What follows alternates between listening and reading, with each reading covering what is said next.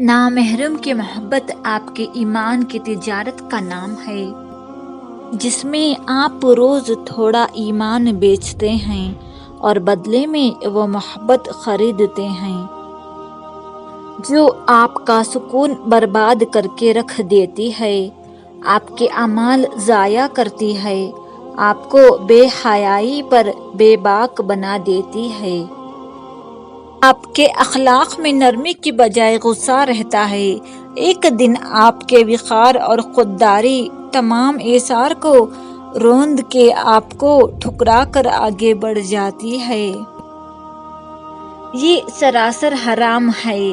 محبت صرف محرم رشتوں سے ہو تو آپ کو محبت کے ساتھ ساتھ عزت بھی ملے گی۔ تمہیں کیا لگتا ہے حرام تعلق سے خوش ہو جاؤ گے؟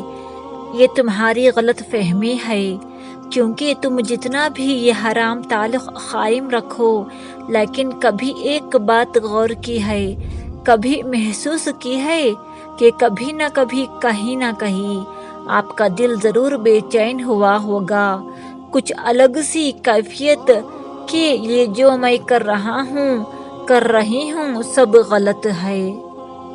اور جب آپ کو یہ محسوس ہو تو سمجھ لیں کہ اللہ پاک آپ کو بہت پسند کرتا ہے اور نہیں چاہتا کہ آپ حرام تعلق رکھ کر اپنے رب کو بھول جاؤ اور اپنے رب کو ناراض کرو۔